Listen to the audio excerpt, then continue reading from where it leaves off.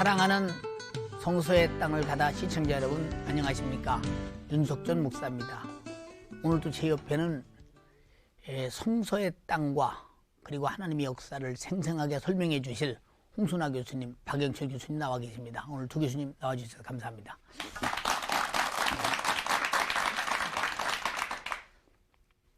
폴리갑은 서머나 교회의 4대 감독이었습니다. 그는 또한 요한이 사랑하는 제자가 되기도 했습니다. 서머나 지역에 기독교가 박해될 때에 폴리갑은 그때 즉시 예수 믿는 사람으로 체포되었습니다.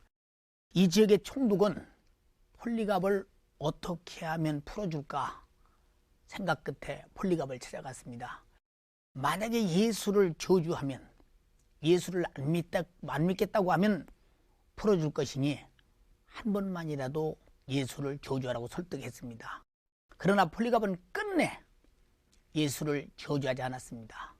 그는 마침내 결국은 순교를 당하면서 최후 마지막 예수의 복음을 전가함으로 마감을 했습니다. 주후 313년 밀라노 칙령이 기독교 박해가 아주 완전히 종결될 때까지 폴리갑의 순교는 많은 기독교인들에게 순교의 진을 계속 이어가는 아름다운 역사의 담이 되었습니다. 그 위대한 예수의 사람 폴리갑의 기념교회 서머나 교회로 가보시겠습니다.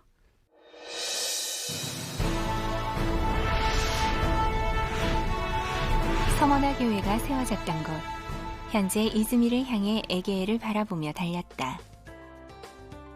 터키 3대 항구 도시들 중 하나인 이즈밀은 천혜의 요충지에 있어 터키 모든 물류의 출입을 담당하는 산업 동맥 항구로 고대 이후 현재까지 번영을 누리고 있다.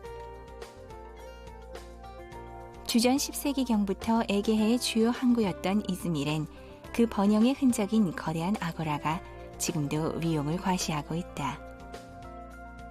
주후 2세기 로마 마르쿠스 아우렐리우스 황제가 세운 대형 시장인 아고라의 남은 유적 파편들은 당시 이곳이 얼마나 번화했던 물류 중심지였나를 대변하고 있다. 이런 상업 항구에서 유일하게 남은 서머나 교회의 흔적은 바로 폴리갑 순교 교회다. 서머나 교회 4대 감독으로 황제 숭배를 거부하며 예수에 대한 믿음을 지키다가 순교한 폴리갑을 기념해 세운 것이 이 기념교회인데 내부는 이렇게 아름다운 성화들로 가득하다. 그중 눈길을 끄는 것은 바로 폴리갑의 순교 순간을 담은 이 성화다. 여러분은 지금 서머나 교회 폴리갑 기념교회를 보셨습니다. 홍 교수님, 저들이 사실 서머나 교회를 이렇게 촬영하러 들어갔을 때 얼마나 촬영하라고 시켜놓고 시간이 없다고 내어줬는지 사실 많이 안타까웠습니다. 그래서 그때 폴리갑을 생각하면서 많은 참 감동도 받았습니다만은 가장 중요한 것은 폴리갑이 어떤 인물이었는지 참 많이 궁금하거든요. 시청자들이 아마 궁금할 것입니다. 말씀해 주시죠. 예. 사실 폴리갑은 그 교회사를 잘 모르는 분들도 설교 때 워낙 예화로 많이 들어가가지고 익숙한 이름입니다. 아, 이분이 어떤 분인가 하고 봤더니요, 그 사도 요한의 제자로 알려져 있습니다. 그리고 그 연대가 조금 그 학자들마다 다르지만은 주후 69년부터 155년 사이에 그 서머나의 4대 감독으로 있다가 화형당한 것으로 알려져 있습니다. 굉장히 오랜 시간이 흘렀지만은 다행히 이분에 대한 기록이 문헌상으로 남아 있어가지고 이분의 그 화형당한, 순교당한 이야기들은 모든 성도들의 귀감이 되고 있습니다. 먼저 보면은 이 폴리갑과 서머나 교회 장로님들이 그 빌립보 교회에 보낸 폴리갑의 서신들이라고 하는 이 서신들이 남아 있습니다. 또 감사한 것은 그 서머나 교회에서 그 옆에 교회에다가 그 내용들을 서신으로 보냈는데 그게 또 남아 있습니다.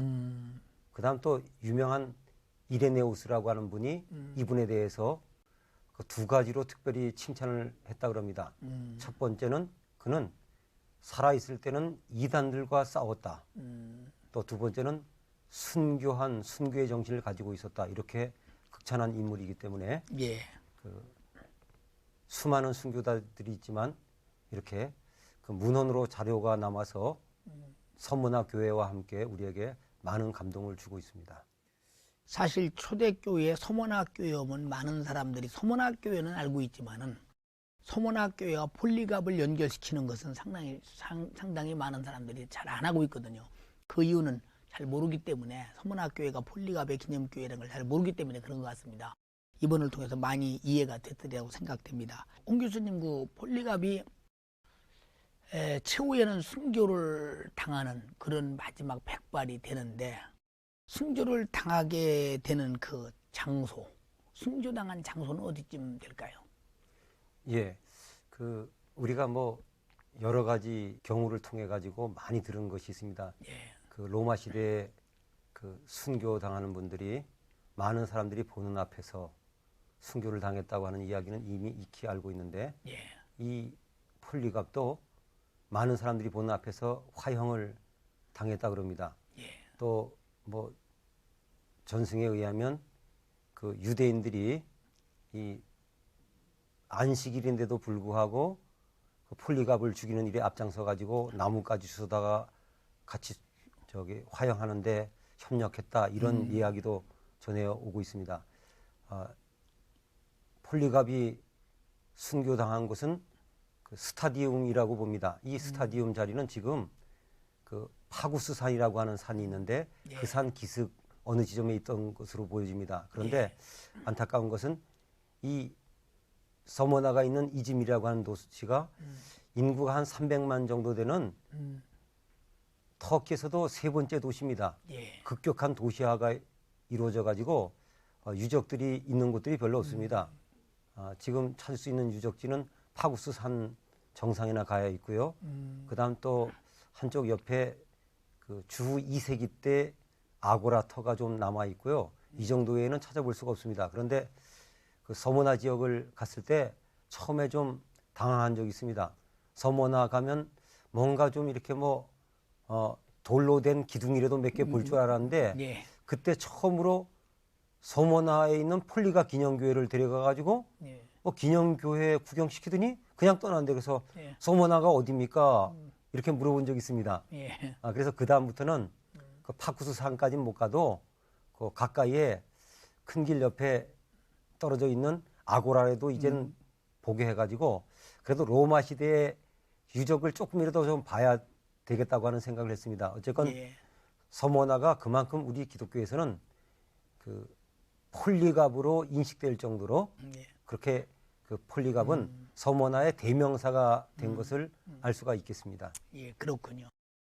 사실 서머나에 가면 도시화가 돼서 홍 교수님 말씀대로 참 유적지는 아무것도 없었다. 저도 사실 서머나교회 이렇게 가면서 홍 교수님 말씀대로 야, 혹시 서머나교회 가면 어떤 모습일까 하고 다른 교회와 같은 생각을 하고 출발을 했는데 가보니까 완전히 도시화가 됐고 유적이라는 건 아무것도 남아있지 않고 그저 별 볼품 없는 기념교회만 이렇게 덜렁 남아있는 모습을 보면서 참 거기서 많은 것을 참 느끼기도 했습니다. 다시 한번 서머나교회로 가보시고 폴리갑에 대한 말씀을 더 드리려 합니다.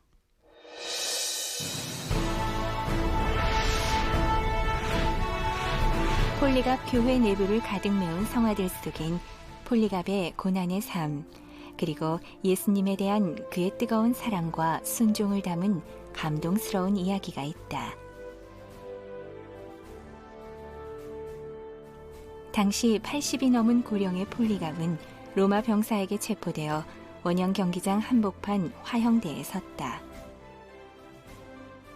발치에서 활활 타오르는 불길의 위협 속에서 서머나 총독은 폴리갑에게 말했다. 예수를 한 번만 저주하면 살 수 있다.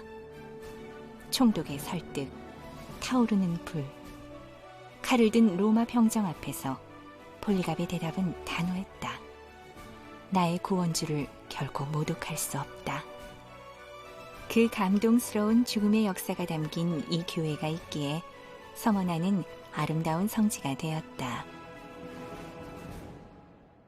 우리는 지금 서머나 교회를 보았습니다. 폴리갑 기념교회입니다.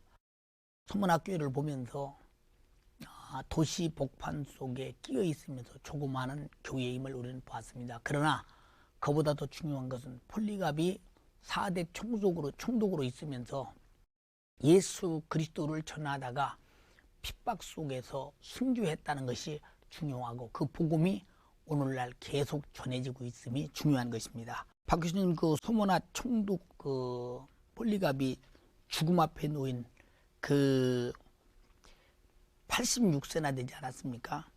그런데 그 노인 폴리갑을 구하고자 그 총독의 신분으로 예수를 모른다고 좀 시인 좀 해라, 이렇게 말을 해도 폴리갑이 답변한 그 유명한 말이 있습니다. 그것이 참 무엇이며 답변이 우리에게 주는 메시지가 무엇인지 좀 말씀해 주시겠어요? 폴리갑을 만나본 총독이 예, 도저히 이분을 죽일 뿐이 아니다. 그래서 어떻게든지 살려야겠다. 예, 아마 그런 생각으로 여러 차례 회유를 했는데 어떤 때는 맹수를 가리키면서 예수를 부인하지 않으면 맹수의 밥이 되게 하겠다. 그럴 때 폴리갑이 어서 맹수를 풀어라. 그렇게도 대답하기도 하고. 근데 이제 가장 손쉽게 그를 회유할 수 있는 방법으로 내가 한 번만 로마 황제는 나의 주님이시다. 그렇게만 시인한다면 널 죽이지 않고 풀어주겠다. 이때 이제 폴리갑이 한 말이 아주 많은 사람들의 심금을 울리고 오늘 우리에게도 진한 감동을 주는 말을 한 것이죠. 예, 그 이렇게 말을 했다고 합니다. 나는 지난 86년 동안 예수님을 섬기고 예수님을 믿어왔는데 그 지난 80년 동안 그 주님께서는 한 번도 나를 해하거나 나를 어렵게 하신 분이 아니시다. 그런데 내가 어찌 그 나의 위대한 임금님을 배반하고 거부할 수 있겠는가, 부인할 수 있겠는가. 이제 이런 말을 답함으로써 그가 지난 86년간 일생 동안 주님과 함께 살아온 삶의 경험한 주님을 분명하게 증언했던 그런 대답을 한 것입니다. 사실은 저도 오늘 그런 이야기를 듣거나 읽을 때 나의 남은 여생도 폴리갑처럼 살아야겠다. 이런 강한 그 충동을 느끼게 되는데 그의 그와 같은 자세가 그 후에 계속 되어지는 로마 황제들의 핍박 속에서 수많은 그리스도인들로 하여금 그들의 믿음을 굳게 지켜서 순교의 잔도 마다치 않게 하는 아주 귀한 원동력이 되었다. 그렇게 평가를 할 수 있습니다. 오늘 박 교수님 말씀 이렇게 들어보니까 사실 하나님은 무수부지하시고 우리 주님은 항상 함께 계셔서 한 번도 우리를 기억해서 버리지 아니하시고 주무시지도 아니하시고 졸지도 아니하시고 우리를 눈동자같이 지킨다고 말씀하셨는데 우리는 삶 속에서 생활 속에서 잊어버리는 시간이 많고 때로는 생활 속에서 의도적인 건 아니면 나도 모르게 참 주님을 부인하고 섭섭하게 할 때가 너무도 많습니다. 그런 모습을 바라보면서 폴리갑의 86년 동안 사는 그 생활의 삶은 참으로 우리에게 귀감이 되고 우리에게 준 메시지가 크다고 생각이 되어집니다. 홍 교수님, 폴리갑의 그 이와 같은 삶 속에서 보여준 그 주님에 대한 그 정신 그리고 믿음 그리고 주님을 사랑하는 그 표현을 좀 대답해 주시기 바랍니다.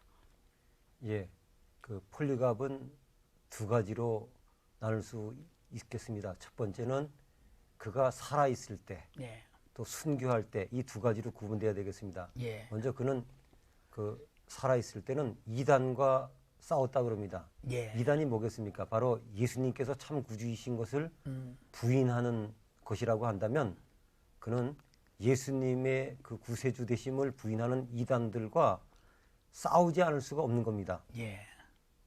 그리고 또 한 가지, 그러면서 그 주의 몸된 교회를 그 어려운 때에 끝까지 지키면서 충성다하지 않겠습니까? 사실 요즘 같은 때도 목회 그러면 어려운 건 다 아는데 그 어려운 시대에 교회를 죽는 날까지 지켰다는 자체가 주님과의 관계를 한평생을 두고 보여준 거라고 생각합니다. 예. 또 우리가 잘 아시는 대로 순교의 현장에서 사실 뭐 어느 누구든지 자기 생명에 대한 애착이 없는 사람이 어디 있겠습니까? 근데 그는 마지막 순간에 주님과의 관계는 생명보다도 더 귀한 것을 온몸으로 보여주고 온몸으로 인정하는 것을 순교를 통해서 보여주었습니다. 참 이 폴리갑의 그 믿음을 보면 우리가 말은 참 쉬운데 나도 그렇게 할 수 있겠는가라고는 현실을 맞이했을 때 그 생애를 갖겠는가 하면서 물어도 보면서 다짐도 하면서 두 주먹도 쥐어 봅니다. 박 교수님 그 소아시아 7대 교회에게 보낸 편지를 이렇게 보면 그중에 주의 사자라는 말을 사용하고 있는데 주의 사자라는 말은 오늘날 그로 말하면 그 아마 목사들을 칭하지 않는 것인가 이렇게 생각이 되어집니다. 이 하나님의 말씀 속에 이 칭찬받는 목사와 책망받는 목사가 이렇게 분명히 있다고 볼 때 이것을 우리 이 시대의 목사들이나 목회자들은 어떤 경각심을 가져야 하며 또 목회에 있었던 태도에 임해야 되는지 그것도 많이 사실 좀 듣고 싶습니다. 네, 일곱 교회 사자들이라고 하는 것은 분명히 목회자들을 지칭하는 것인데, 예. 근데 그 본문을 잘 살펴보면 그 목회자들에게 보낸 그 형식을 취하지만 사실은 교회 자체에 대한 말씀으로 예. 이해가 됩니다. 예. 여기에서 우리가 한번 생각해 봐야 할 것이 목회자와 교회가 동일시된다고 하는 그런 부분이 되겠습니다. 예. 에베소서 2장에 보면 우리가 보통 교회의 기초, 교회의 터를 예수님이라고 이렇게 생각을 하고 다른 성경에서도 그렇게 말하고 있습니다만은 예. 에베소서 2장에서는 교회의 터를 사도들과 선지자들이다. 사도들과 선지자들의 터 위에 교회가 지어져 간다. 이 말씀은 우리에게 상당히 목회자들에게 굉장히 의미 있는 말씀으로 전해지고 있습니다. 예. 즉 교회 기초가 목회자라고 한다면 어떤 교회가 어떤 교회가 되느냐 하는 것은 목회자가 어떻게 준비되었고 어떤 삶을 살고 있으며 어떤 사람이냐가 그 교회를 결정짓게 된다. 예. 이런 측면에서 본다면 요한계시록의 7교회 사자들에게라는 말씀이 오늘 현대 교회 목회자들에게 굉장히 도전적이고 또 우리들의 위치와 역할에 대해서 다시 한번 심각하게 생각해 만드는 그런 말씀이라고 생각되어집니다. 저는 신학교에서 가르치는 교수로서 신학생들과 또 목회자들 많이 대합니다만은 좀 어떤 분들을 보면 너무너무 준비가 잘 돼 있고 정말 주님께서 그냥 보기만 해도 칭찬하실 것 같고 기뻐하실 것 같은 그런 분들이 있는가 하면 아직 준비가 덜 돼서 주님 제 눈에도 좀 그렇게 보이니 주님 보실 때는 또 어떠실까 이제 그런 생각이 드는 분들이 있는데 이 7교회 사자가 곧 교회 기초다 그렇게 생각한다면 목회자로서 어떤 자세로 주님의 교회를 섬기고 또 어떤 자세로 삶의 본을 보여야 할지를 생각할 수 있게 될 줄로 믿습니다. 오늘 교수님 말씀 들으면서 선지자와 사도들의 기초다. 오늘 목회자들이 교회의 기초를 놓는 그 입장에서 얼마나 조심스러워야 하는지 다시 한번 참 경고의 말씀이 되는 것 같습니다. 나 자신도 목회하면서 내가 처음에 목회를 시작했던 생각을 하나님을 향한 생각과 성도를 어떻게 사랑하리라고 하는 생각을 내가 버리지 말아야 되겠다. 변해서는 안 되겠다. 수없는 다짐을 해보지만 세월이 지나가다 보면 어느 사이에 변해져 있습니다. 또 데리다가 제자리 갖다 놓습니다. 또 금식도 하고 기도도 하고 다시 맨들어 갖다 놓습니다. 또 어느 날 보면 또 달아나 있습니다. 또 붙들어다 놓습니다. 그래서 저는 제가 목회하면서 느끼는 것은 내가 너무 많이 도망가고 있구나. 이걸 느끼면서 나를 잡으러 다니기에 바쁠 만큼 힘든 것을 제가 보게 됩니다. 나와 같이 아마 목회의 초심, 주님이 부르심을 입어 출발했던 성령의 감동을 잊어버린 자가 있다면 지금 어디쯤 달아났나 봐서 빨리 나를 끌어다가 그 현장에 갖다 놔야 될 것이며 내가 교회를 시작할 때에 우리 교회가 어떻게 성도들과 목회했는가 그 현장을 잊은 자가 있다면 빨리 다시 재생시켜서 다시 첫사랑을 찾아서 제자리에 갖다 놓는다면 아마 우리의 장래와 교회 장래는 복될 줄로 믿습니다. 오늘 소아시아 7교회를 마감하면서 참 소아시아를 생각하면 감동스럽고 그들의 교회 존재는 사라지고 이제는 이슬람이 지배하고 있지만은 이제는 우리 교회만은 어느 때도 영원히 사라지지 않고 기독교가 지배하면서 점점 우리 한국교회를 통해서 전 세계를 살려내는 놀라운 선교의 터전의 교두부가 한국교회가 됐으면 좋겠다고 생각되면서 말뚝을 깊이 받고 아무도 우리 한국교회는 소멸시키지 못한다라고는 절대적 다시 한번 각오와 결심이 나의 것이 아니라 성령을 통해서 이루어지는 역사가 됐으면 하는 마음 간절합니다.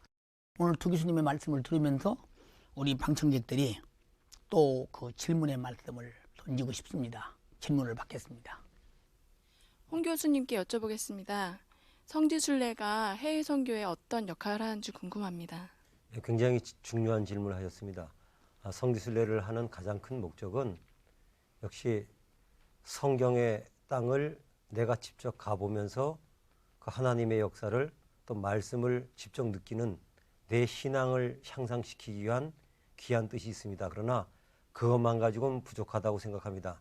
왜냐하면 성경의 배경이 되는 나라가 보통 12나라로 잡고 있는데 그중에서 그리스와 말타 정도는 기독교 국가지만은 나머지는 거의 다 뭐 유대교 국가든지 모슬렘 국가입니다. 그러니까 우리가 그 중동 지역, 그것도 성경의 그 고향이 되는 그 지역이 지금 복음화가 되지 못하다고 하는 것을 느끼면서 기도하고 또 그 땅에 우리가 계속해서 다시 한번 우리 기독교가 살아나고 하나님의 역사가 나타나기를 바라는 마음으로 또 그곳에서 일하는 숨어서 복음 전하는 선교사들을 위해서 기도하고 후원할 수 있는 계기가 되어야만 성지순례는 아름다운 열매를 맺을 것이라고 생각합니다. 박 교수님께 여쭤보겠습니다. 폴리갑은 사도 요한의 제자라고 알고 있는데요. 폴리갑의 삶과 순교가 그 당시나 아니면 교회사에 어떤 역할을 했는지 궁금합니다. 네, 좋은 질문입니다. 사도 요한의 제자가 폴리갑이었다는 말 자체가 굉장히 중요한 의미를 갖고 있습니다. 왜냐하면 12사도들은 예수님과 직접 만나서 생활했던 1차적 목격자이고 경험자들입니다. 근데 폴리갑은 2세기 초부터 중엽까지 사역을 했던 분이거든요. 그래서 그때는 예수님과 직접 경험했던 1차적 목격자들은 다 세상을 떠났고 그분들로부터 전해 들은 이야기를 가지고 기독교 신앙의 정통성을 이어가야 하는 그런 상황이었습니다. 근데 폴리갑이 요한으로부터 직접 주님에 관한 말씀과 또 사역을 전해 듣고 그 확신을 가지고 이단들과 싸우면서 기독교 정통 신앙을 옹호하고 또 세워가는 그런 귀한 역할을 했습니다. 또 그의 죽음, 순교, 그것은 313년까지 뿐만이 아니라 오늘까지도 역사 속에서 보면 수많은 사람들이 주님을 위해서는 믿음의 정절을 지키며 목숨까지 버려야 한다고 하는 아주 소중한 귀감이 돼서 믿음의 그 아름다운 순교의 잔을 기꺼이 마시는 귀한 본이 되었다. 그런 의미에서 굉장한 의미와 또 역할을 한 것으로 그렇게 평가가 됩니다. 우리 교수님들의 그 말씀의 내재 속에 상당한 그 참 은혜가 되고 참 감동이 되면서 폴리갑은 직접 예수님의 제자가 아니었지만 예수님의 제자를 방불할 만한 생애를 산 그 모습을 보면서 예수님을 보고 예수님을 따랐던 직접적인 사도가 아니지만은 누구든지 참 예수님의 영향을 누구를 통해 어떻게 받느냐가 중요한 것 같습니다. 오늘 폴리갑과 같이 사실 예수님의 영향을 잘 받아서 모든 성도들이 참 믿음 안에서 굳게 섰으면 좋겠습니다. 오늘 두 교수님 말씀 감사했습니다. 고맙습니다.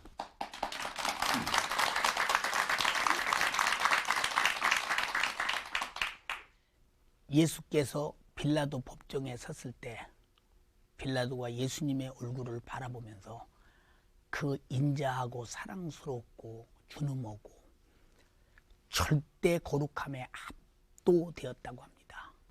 그만큼 속에는 거룩함과 의와 선함과 사랑이 넘쳐났고 그것이 권위가 되고 힘이 되어서 빌라도를 압도했다고 문헌에 기록되어 있습니다.